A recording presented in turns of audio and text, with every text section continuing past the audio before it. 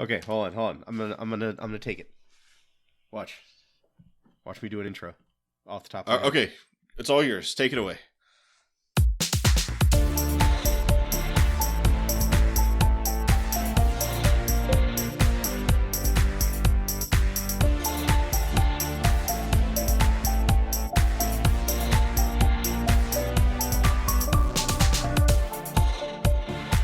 Greetings, all you former Borg drones out there. This is an Undeclared Bejor special episode, a Flavors of Quark, if you will. I am Data, and with me is... I'm Fletcher. Hello. And today, we are going to be talking about something new, a new feature that we will be bringing out to supplement the podcast that you all know and love, the rewatch, millionth time watch of Star Trek Deep Space Nine that is Undeclared Bejor. Sure. So what will we be doing, Fletcher? Well, we will be doing a first-time watch of Star Trek Picard, Season 3. Starring Patrick Stewart. Starring Patrick Stewart as Star Trek Picard. Yeah, as Star Trek Picard, exactly, yep. As the title character, Star Trek Picard. No, this is, so we're hopping on the bandwagon of the new Trek shows to shamelessly drum up views, and we will be doing weekly episode reviews of Season 3 of Star Trek Picard. Have we explained this concept well enough yet? That's New Trek, spelled Nutrek, Mm-hmm. for some reason that I'm not completely sure of, but I've seen people hate on it often enough. So I guess let's explain our backgrounds with Star Trek Picard as it exists currently before we move into how exactly this is going to work going forward. Okay. What's your background with Star Trek Picard, Data? So I avoided watching Star Trek Picard for quite some time, in part because I had this plan that I was like, okay, Star Trek Picard is coming out. I'm going to make my wife watch through The Next Generation and Deep Space Nine, since those are like the good ones, and then that'll lead us into being able to watch Star Trek Picard as it comes out all new. That didn't quite work out in the long run for various reasons, but various things might have happened to stop that from going forward. But that also the fact that the whole plan didn't work kind of just made me feel negatively about it and not want to start in on it. Also, I heard not the best things about it. Until finally I was like, I need something to watch. I haven't watched anything recently, and like a month ago, maybe 2 months at this point, I was like, you know what, fine, I'm doing it. Sit down, I'm gonna watch Picard, see how bad it really is. So I watched through the first 2 seasons pretty quickly over the course of like a week or so, and sure. I thought it was decent. Oh, hot take. Yep. Did not hate, which is a dangerous thing to do sometimes. To not like just absolutely vilify something that everybody has agreed is terrible. Yeah, and I still haven't watched a bunch of other of the newest stuff. I haven't watched. Let's see, hold on. What are all the newest Trek series that are out? So I haven't watched any of Discovery yet. I don't even know if I plan to. That was another one where I was like, I'll get to that later on. I haven't watched any Strange New Worlds, although I've heard some positive stuff about that. I haven't watched any Prodigy. I stopped, honestly, before Picard, the last real new Star Trek I watched as it was coming out was probably the first 2 seasons of Enterprise. And then I was like, and fell off of that. I guess Lower Decks. I love Lower Decks. I will put that out there. That is the one new Trek thing that has come out that I'm like, this is amazing. I enjoy the hell out of this. So I guess I have watched that. But yeah, sure. I haven't watched a lot of the other newer stuff. I've tried some of the new Trek. I watched, I think, the first episode of Discovery. Wasn't really into it. Just because they changed the Klingon makeup and it was just so crazy. And I watched the first episode of, it's Strange New Worlds, right? Strange New Worlds, yes. Not Brave New Worlds. That's a totally different thing. And it was kind of fun, but it just didn't like suck me into wanting to watch it week to week. which if there's any people out there on this like week to week versus binge debate, please don't read into that. In fact, do read into it because I'm on the binge side. And I think if it was binge, I might have been more tempted to watch more of it. But as it stands, I just don't care. And then I just was not interested in Star Trek Picard at all. It's just I don't the state Trek has gotten into. It was like I don't want to see what they're going to do to Picard. I kind of watched some reviews, read some summaries of season 1. Then when season 2 came out, I heard they were doing like a Star Trek 4 type premise.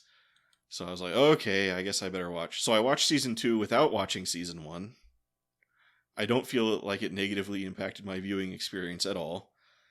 I felt it was, I don't want to say bad, but it didn't make me want to go back and watch season 1.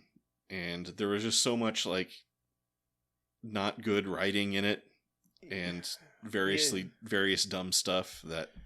I mean, time travel, doing that big a time travel thing is always going to just beg all sorts of questions that, yes, I had issues in that in a lot of the same stuff was in season 2, you know? Like, even ignoring, like, all the time travel plot holes, which I felt were especially bad with this, but it was like, you know, they go back to the year 2024, and it's like the whole world's on fire, and it's like, this one ancestor of Picard is going to save the world. Just the very concept that they need to go back to 2024, and then you've got all these episodes where they're, you know, that's the probably thing that bothered me most about season 2 is that Star Trek has always been an allegory, right? More or less, like they write these allegories so that they can use these future situations to comment on stuff happening today.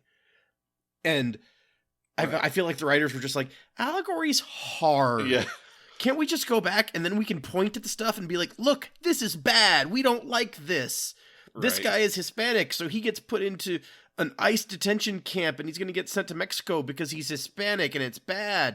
And I'm like, yes, I agree that this is a bad situation, but this is not how Star Trek handles these things. Right. This is lazy writing at its utmost. So yes, there are issues, but I didn't hate it. As I said, overall, I was like, yeah, you know, it's okay. Like, you know, I'm not. It's one of those things. I'm not gonna like, you know, fight anybody on that. But I just felt like, you know, there was Q, but I felt Q was kind of mishandled a little bit.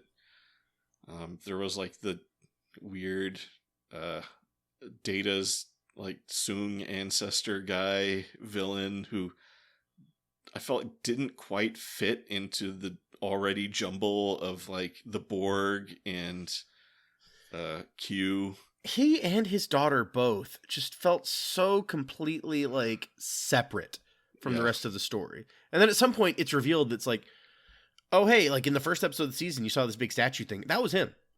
Yeah. And I was like, okay, so I guess you're telling me you planned it this way from the beginning. Fine. It still doesn't feel incorporated at all into the rest of the story. Whatever. Yeah. So yeah, I wasn't super into it, but I'm willing to give season 3 a go. They're bringing back the whole next gen cast apparently, so nothing could possibly go wrong, right? And I was hearing some rumors this might not actually be the last season. Have you heard? Yeah, so I did hear that same thing where they'd announced this was going to be the last season, and then in more recent like interviews and stuff, the people behind the show are just like, well, yeah, you never know. Okay, so it's one of those things. Yeah, they're trying to kind of leave a door open in case, you know, maybe it's great and super popular. Patrick Stewart might want more money. Who knows? So yeah, we're gonna jump into that. You'll have the added advantage of having seen season 1. Yep. I understand there was some complicated plot about the Romulans and the Borg and a android uprising.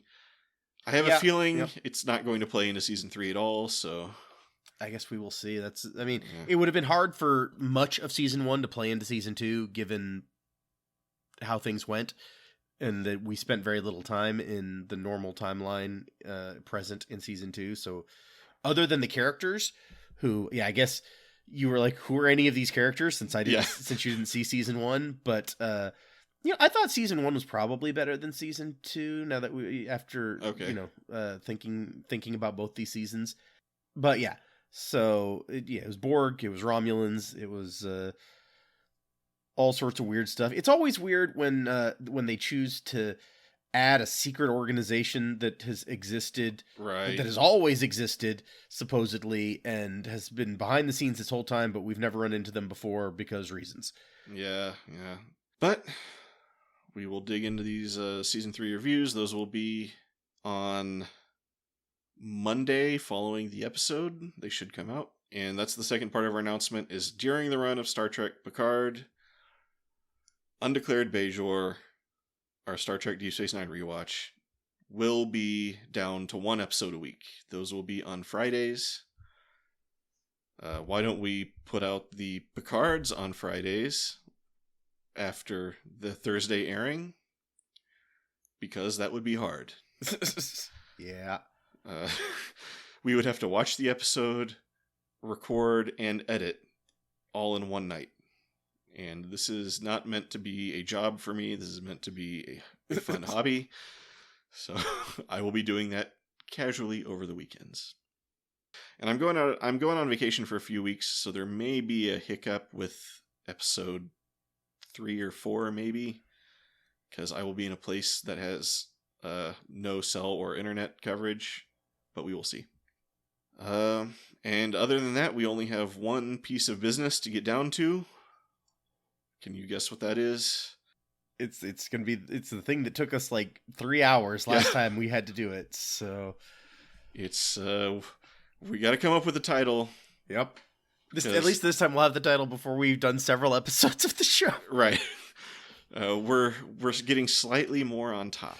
Yep. of this thing. We are becoming more experienced podcasters who know that you should have a title. No one knew that before. We were the first to discover that this is an important thing to have going. We discovered this thing like where if you have a title, then it kind of like creates this like brand around your podcast. Huh. Okay, so off the top of my head, I was thinking, I'll give you some ideas that you can shoot down right off the top of the bat. Okay. Undeclared Baldjor.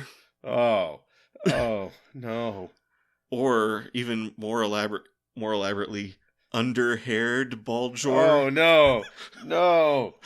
This is getting worse and worse. Or possibly Dickard for Picard. Those are my 3 suggestions. It's bad that I like that third one the best of these 3, and it's not a good idea. I don't think that we're gonna get kicked off of YouTube or something for that. We would probably have to change it to like Rock Hard for Picard or something like that. It's so much better. Okay. No, let's do an abbreviated version of what we did before, and I'm gonna look up Star Trek Picard podcasts real fast. Oh yeah, because there's probably some of those out there. Can't do the same as them. The only thing that I make it so a Star Trek Picard podcast, the Artificial Tango, Borg cast with the capital O for some reason. Kill Screen. Oh, that's just got a guy named Josh Picard on it. Okay. Star Trek Picard Bald Move. Wow. You guys are all... Well, you got a bald shame. I mean, I'm not bald, but still. So, as a, a slightly hair-challenged person... Earl Grey and Picard. It's meant as a thing of love, I guess. Bald, Spiky, and Bearded, a podcast for nerds. Oh, I think that describes the hair of the 3 people on the show. Okay. Ah, nice. The Podcast Maneuver, a Picard podcast. That was a good one. Yeah. A call to the Picard Maneuver, I guess. Yeah. Which is to warp in... What is it? You, warp inside your enemy's shields or something? No. You do a thing where you warp closer than where you were, so that the light reaches them faster, so they see 2 of you for a minute as the old light gets there and the new light gets there. Right. Sure.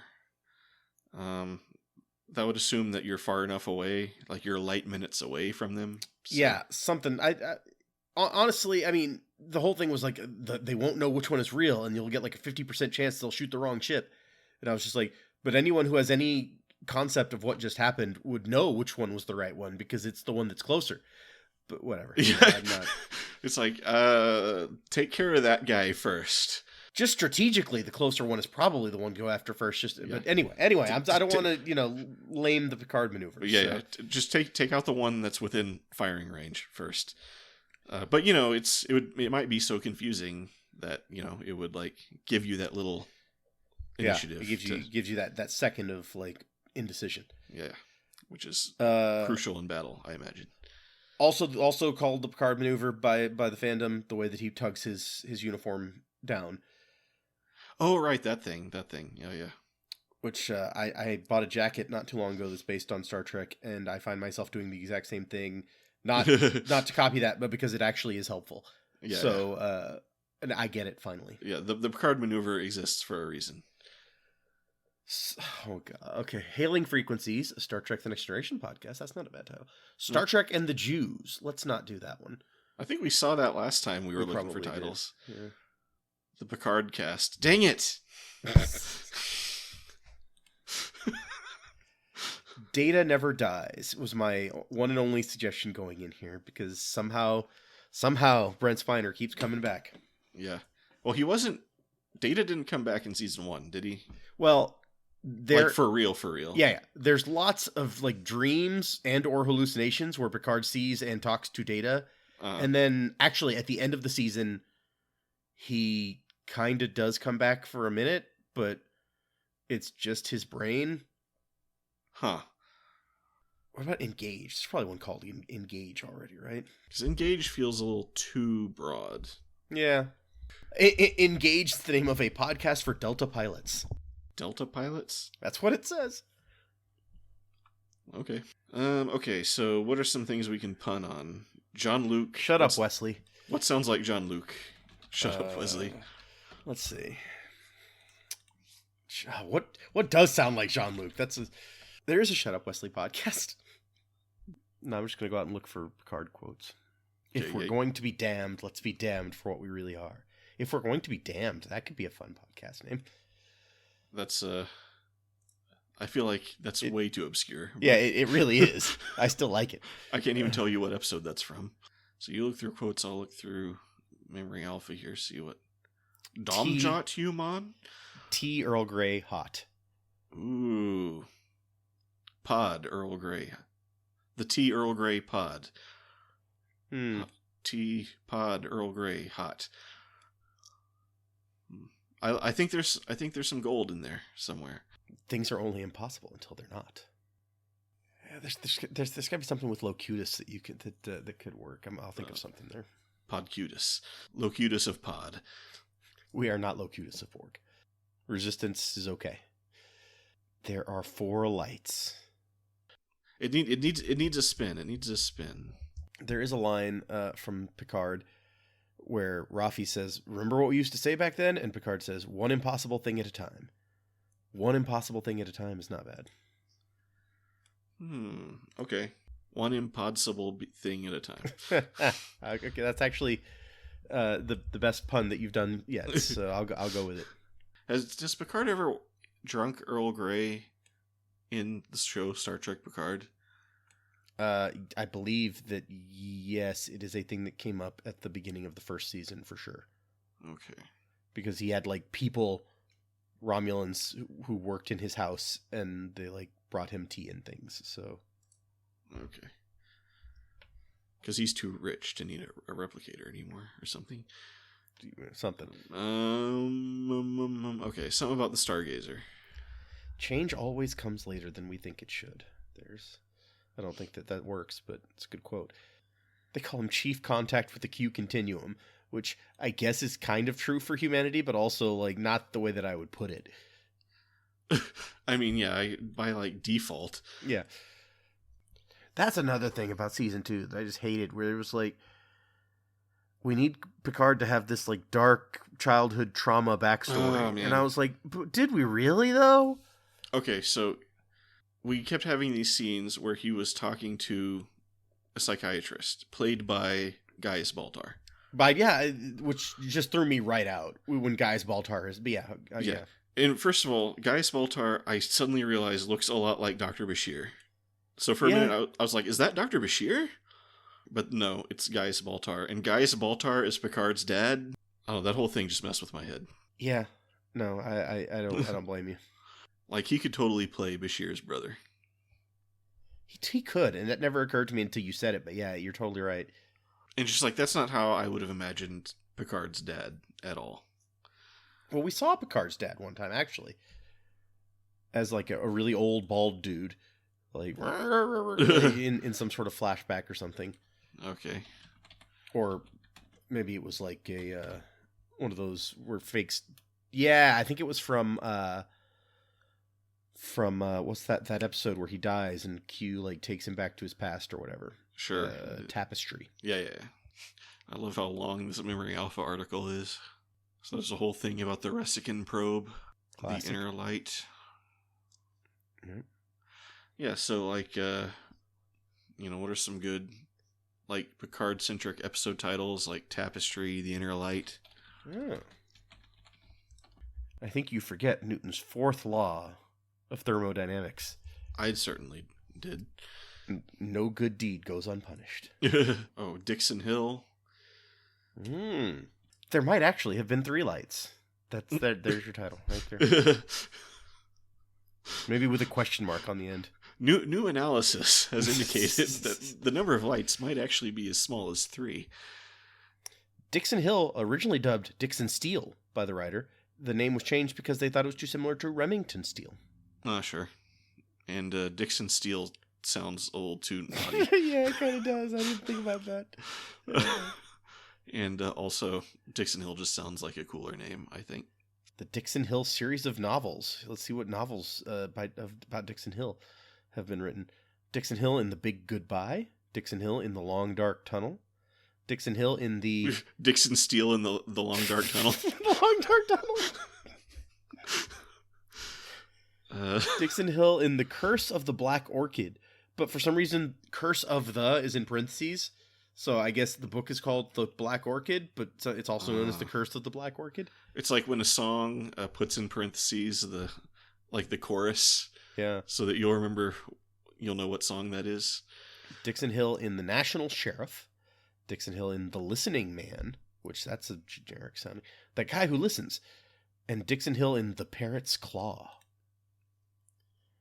And then there's a book called The Pallid Sun, which that's a very dramatic title. Romance. Who do you think is the first person mentioned under romance? Oh, is it chronological or is... I mean, I would probably have put Crusher as the first mention if it was like in order of importance, even though there's technically no canon romance there, but I don't know. It is Loxana Troy. Oh, ew, no. Okay, so I forgot what happened at the end of Star Trek Picard. They went back to the present, right? Or does it end with like him like hugging Q? I'm not remembering either. And I just watched it like a month ago. Like, did him and Laris get together? And then, like, it turned out. So was the Laris who was a plant on Earth the same Laris who he knew? No, because it wasn't Laris on Earth. It was that lady had a different name. And but then she just looked exactly the same? Yeah, he found out that like they were related or something. Talon was the name of the woman on Earth. Okay. But okay, so it says yes, he apologized to Laris and asked for a second chance at the end of season 2. Okay. And then that lady became a Borg queen or something. Oh, the other lady. Alison Pill. Alison Pill became a Borg queen. Yeah, I always think of her as Kim from Scott Pilgrim, but yeah. She gets Borg queenified. Sure. Waiting for Data is season 3 of Picard. He's got to come back, right? We're not probably not. Not after the end of season 1. I wouldn't actually think he would. But The Search for Data. Star Trek Picard 3, The Search for Data. Yeah. Did Data blow up over the Genesis planet? No. No, he did not. Darn it. Yep. If I was a writer on Star Trek Picard, I would totally be tempted to do that. One of the quotes in the wiki, or one of his catchphrases in the wiki is, "Come." Com. Yeah. So we could I use don't. that. I don't think there's much we can do with that. That's it. Just that one word is the name of the podcast. Welcome to Com. Featuring Dixon Steele and the Long Dark Tunnel.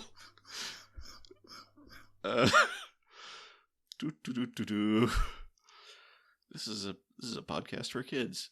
Who's Elnor? Is that other? Elnor's the Romulan guy. Okay.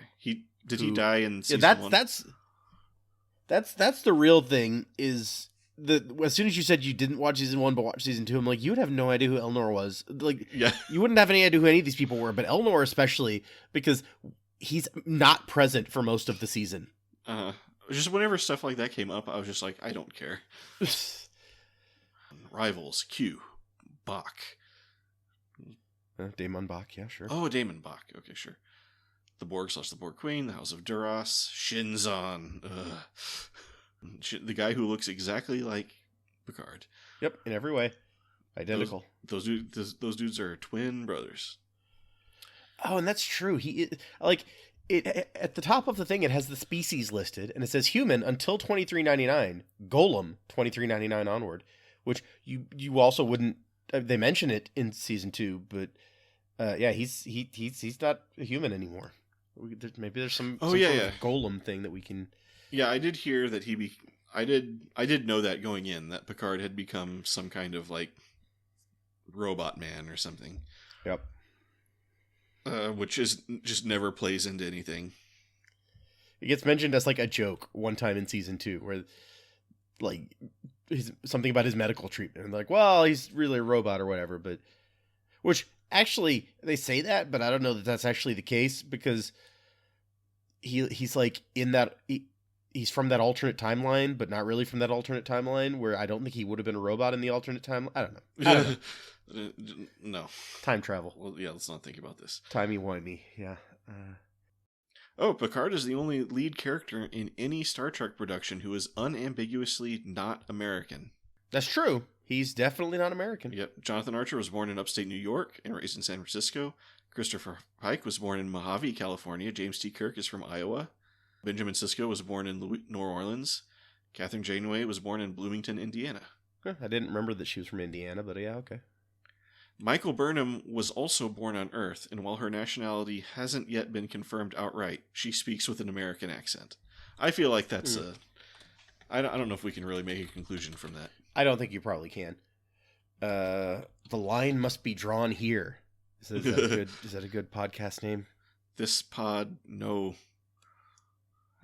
more other pods. Okay, here we go. So, let's narrow this down real quick. I got tea Earl Grey hot, 4 lights, one impossible thing at a time, Stargazer, Tapestry, and Inner Light as things to reference. What other things did you want to throw in there? I was looking through First Contact quotes, but I don't find anything particularly great. I do love this one where he's it's like 20 particles of space dust per cubic meter, 52 ultraviolet radiation spikes in a Class 2 comet. This is certainly worthy of our attention. And I was like, this is certainly worthy of our attention. Seems like a nice sarcastic name for a podcast, but I think that's also a little too esoteric. I don't know what a Class 2 somehow, but I don't know what. Yeah, I don't know what a Class 2 comet is. Maybe it makes it extra special. So Locutus of Pod. I'm going to the Memory Alpha article on Class 2 Comet to see if... Nope. All it says is there's that one time in First Contact where they saw one. Class 2 Comet is a type of comet known to be seen in the sector of space patrolled by the Enterprise E in the year 2375. I made that whole thing up, and I bet it's word for word accurate. Okay, so how are we going to decide this? I don't know that we even have many solid titles to make the decision based on last time. I think we need to, go down the list again, and we need to weed out actual titles from vague ideas related to titles. So Tea Earl Grey Hot is my favorite, and that can be a title. I propose Tea Earl Grey Pod. Okay. Some kind of play on the 4 lights. Maybe like the 5th light, or... I'm trying to think of something else with that, because I agree that while that is one, I feel like there's got to be a better one to pull out there. Counting the lights so you don't have to. That's a good subtitle. Yeah, that would be a subtitle. Good call. Okay, so we'll leave the fifth light there for now. Okay, What else was there? We have one impossible thing at a time, and I would propose just leaving that as it is. Yeah, I agree. I think that works as it is. Something, okay, and this is very vague. Something about the Stargazer, like stargazing. Stargazing with an apostrophe at the end. That's probably already a podcast, not even about Star Trek. It wouldn't be about Star Trek, would it? No. Okay, moving on. So, can you think of anything about Tapestry? I might just take Tapestry off the list. Artificial heart to artificial body. That is his progression. Okay, how about this? How about the inner four lights? Ooh, you combine the... Okay, yeah, no, I like that. And the last idea I have is Locutus of Pod. That one feels like one also. Hold on. Locutus. You think it might already be one? I don't know. Let's find out.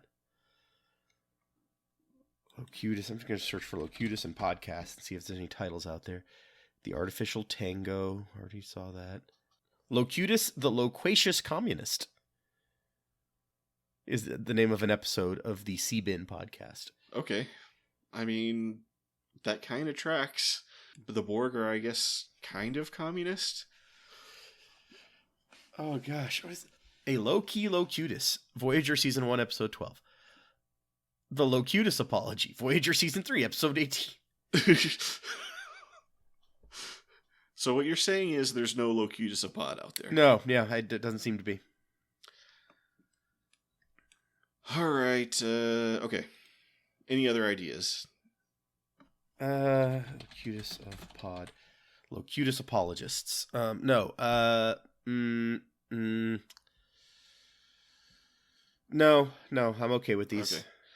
Okay. Any you want to eliminate? So I've got Tea Earl Grey hot, or alternatively Tea Earl Grey pod. I've got the fifth light. I've got one impossible thing at a time. Stargazing, I left in there. The inner four lights, and Locutus of Pod. Okay, so I think the inner four lights is superior to the fifth light, so I think get rid of the fifth light. Okay, so I will get rid of the fifth light.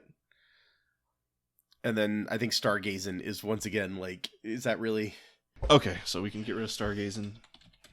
Now I'm curious. I'm going to see if there's a Stargazing podcast. There are podcasts about stargazing, but Sure. So nothing with the apostrophe. That brings us down to 4. So any favorites? Are you leaning towards something? You know what? I'm actually I think these are all okay. Okay. You want to do a random pick again, or? Yeah, I have a D4 here that I can use if we want. Yeah, you have a D4. Nice. You have a regular tetrahedron with. Okay, so let's not be as super complex about it as we were last time, but here's what I'm going to do. I'm going to scramble these in a random order. Okay. And then you can roll the D4. Okay. In a second. Yeah, just tell me when. I'm shaking it. All my D&D dice just sit on my desk waiting for Monday, my D&D nights. So nice. Okay. So roll your D4. Okay. Am I sending you a picture again? Just tell me. It is 3. 3 is Locutus of Pod. All right. Do we have to obey the die? I'm gonna veto Locutus of Pod. Ooh. If it's okay with you, I don't know. Suddenly, when I hear it, I'm not all about it. Okay, no, I'm fine with that. Roll the die one more time. See what we get. If it lands, should I do like a D6 if there's only 3 options then, or do we want to go for all? So no, roll it again, and if it lands on 3 again, did it land on 3?